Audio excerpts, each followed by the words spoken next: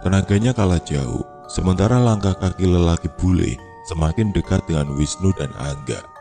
Beberapa saat kemudian Angel pingsan. Siska yang melihat sepupunya pingsan berusaha keras melafalkan doa-doa di dalam hati. Siska berhasil bergerak dan bersuara, terus melafalkan doa-doa. Gemeteran tangan Siska merogoh saku celana, mengeluarkan sesuatu dari saku celana sambil terus melafalkan doa, lalu melemparkan benda itu ke arah lelaki bule. Beberapa detik kemudian lelaki bule berteriak pilu. Perlahan wujudnya berubah jadi asap hitam, kemudian perlahan menghilang tanpa bekas. Sesuatu terjatuh ke lantai begitu lelaki bule itu lenyap tidak berbekas. Sepertinya besi yang beradu dengan lantai. Chelsea mengarahkan senter handphone ke arah asal suara. "Dong," ucapnya bingung. Chelsea benar, sebuah benda tajam yang mirip sekali dengan dohong. Hanya bentuknya lebih kecil.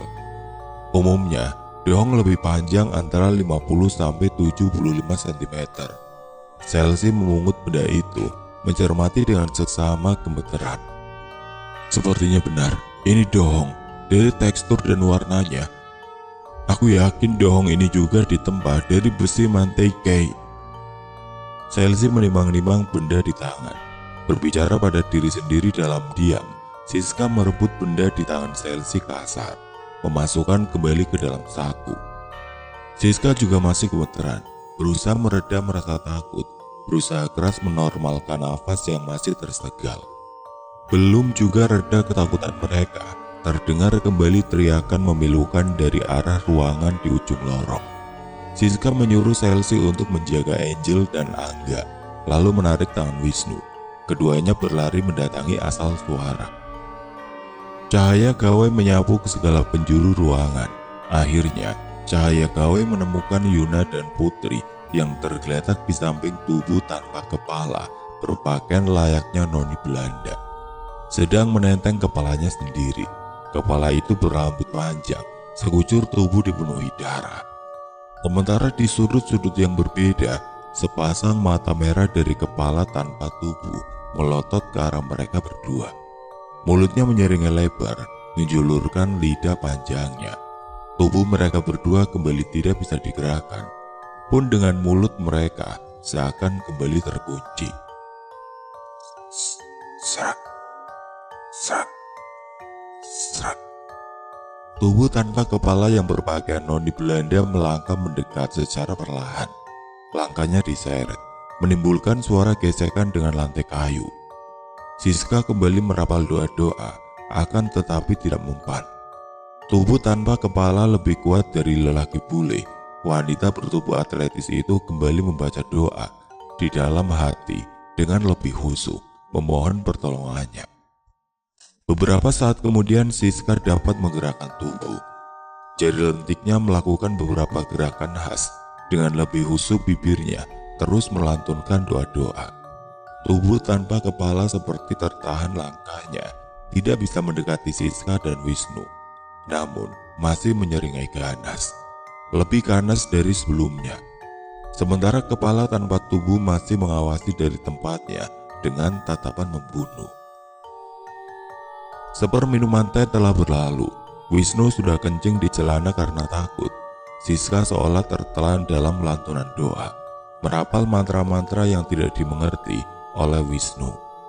Tiba-tiba dari tubuh Siska keluar cahaya terang berbentuk seekor harimau putih berukuran 5 kali lipat harimau biasa. Langsung menyerang tubuh tanpa kepala. Pertarungan berlangsung sengit.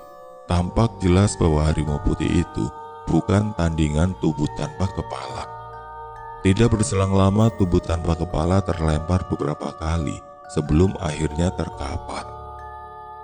Sementara kepalanya terlepas dari cengkramannya, lalu harimau putih mencabik-cabik tubuhnya hingga tidak bergerak lagi. Bersamaan dengan itu harimau putih menggeram keras. Kepala dari tubuh tanpa kepala berteriak pilu. Perlahan wujudnya berubah menjadi asap hitam, lalu menghilang tidak berbekas. Hal sama terjadi dengan kepala tanpa tubuh. Seringai memudar berubah menjadi tangis pilu. Wujudnya pun perlahan berubah jadi asap hitam, lalu menghilang tidak berbekas. Setelah itu harimau itu menabrak tubuh Siska dan menghilang. Tubuh Siska limbung, ambruk ke lantai dan tidak bergerak lagi. Wisnu terpaku beberapa saat. Linglung dia mendekati Siska, menyeret tubuhnya mendekatkan ke arah Yuna dan Putri. Setelah itu Wisnu duduk bersandar di dinding, diletakkan gawainya dengan posisi menghadap atap. Cahaya gawai cukup terang memenuhi seisi ruangan. Gemeteran tangan Wisnu mengeluarkan seputung rokok dari saku. Rokok itu juga sudah patah, namun tetap saja Wisnu menyulutnya. Wisnu tidak merokok, tapi selalu menaruh seputung rokok di saku. Saat-saat seperti ini Wisnu memang memerlukan nikotin untuk sekedar memulihkan kesadaran atau sekedar untuk menghiburnya. Wisnu ingin sekali pingsan seperti yang lain, namun entah itu tidak terjadi. Wisnu sangat membenci hal ini saat dia sendirian yang mesti menjadi saksi atas segala kekacauan yang terjadi. Perlahan Wisnu menyesap asap rokok ke paru-paru, lalu menghempaskan perlahan. Wajahnya terlihat lebih rileks setelah beberapa lama. Saat rokok itu hampir habis, terdengar suara berisik dari luar. Beberapa saat kemudian Selsi dan Angga muncul. Selsi dan Angga bergegas menolong Yuna dan Putri, berusaha menyadarkan mereka berdua. Beberapa saat kemudian Yuna dan Putri siuman, namun masih tampak linglung. Wajah mereka pucat pasi, badan juga masih lemas. Mereka berdua dipapa masing-masing oleh Angga dan Selsi, meninggalkan tempat itu. Selsi memapa Yuna sedang Angga memapa Putri, sementara Wisnu memapa Siska yang belum sadar. Mereka semua sudah berkumpul kembali di depan teras rumah Belanda selama beberapa jam, berusaha menormalkan pikiran. Angga, Putri dan Yuna masih sering tiba-tiba histeris setiap kali mereka ingat apa yang dialami. Wisnu memeluk Angga berusaha menenangkannya, lalu mengajaknya menepi, sementara Yuna dan Putri tampak dalam rengkuan Siska. Teman-teman yang lain juga mengitari mereka berdua sambil saling menggenggam tangan. Tampak mata Angel dan Selsi terus berair.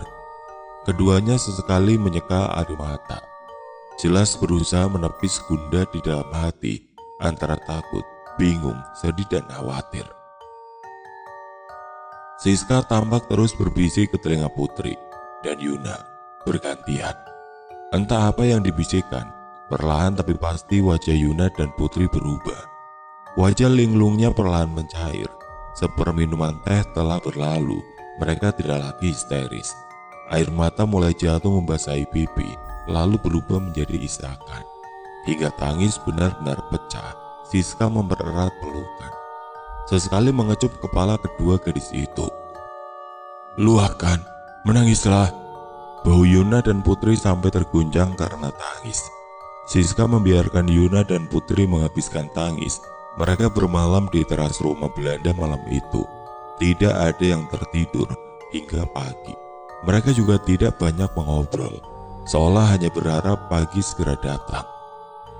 Semalam Siska berpikir keras antara kembali pulang atau meneruskan perjalanan. Dia juga memikirkan apa maksud dari semua kejadian yang menimpa mereka. Apakah ini sebuah peringatan bahwa kami harus kembali dan tidak perlu melanjutkan perjalanan? Batin Siska kacau. Bukankah aku bisa mengatasinya? Lalu kenapa aku mesti begitu khawatir? Jiwa petualang Siska seolah meronta. Ia seolah justru merasa tertantang, sekaligus penasaran dengan apa yang akan mereka alami selanjutnya. Namun demikian, Siska juga harus memikirkan mental anak-anak yang dikawalnya. Jika aku terus maju, apakah anak-anak ini akan siap secara mental? Sementara mereka sudah tampak sangat terpukul dengan apa yang terjadi hari ini. Jika di perjalanan selanjutnya terjadi sesuatu yang lebih mengerikan, aku khawatir mereka akan menjadi gila. Siska terus berpikir keras. Ia benar jika Siska salah mengambil keputusan, bisa saja malah mencelakakan anak-anak yang dikawalnya. Sementara Yuna, seolah ia telah mencapai limitnya. Kali ini ia benar-benar tergoncang. Apa yang terjadi benar-benar merenggut seluruh nyalinya. Ia ingin sekali mengajak teman-temannya untuk pulang dan mengurungkan perjalanan mereka tapi ia merasa gengsi. Bagaimana mungkin aku yang sudah meyakinkan mereka, kemudian mengajak mereka pulang? Mau aku taruh di mana mukaku? Tapi bagaimana jika hal yang lebih buruk terjadi pada kami? Yuna semakin bingung. Kenapa aku merasa bahwa apa yang terjadi di rumah ini ada hubungannya dengan tempat yang akan kami tuju? Yuna masih termenung, berbicara dengan diri sendiri. Apa yang kau pikirkan, Yun? Tanya Angga membuyarkan lamunan Yuna. Apa kau yakin untuk melanjutkan perjalanan? Alih-alih menjawab pertanyaan Angga, Yuni malah balik mengajukan pertanyaan. Wisnu juga tampak mendekat. Angga yang ditanya tampak bingung. Ia tidak tahu menjawab apa.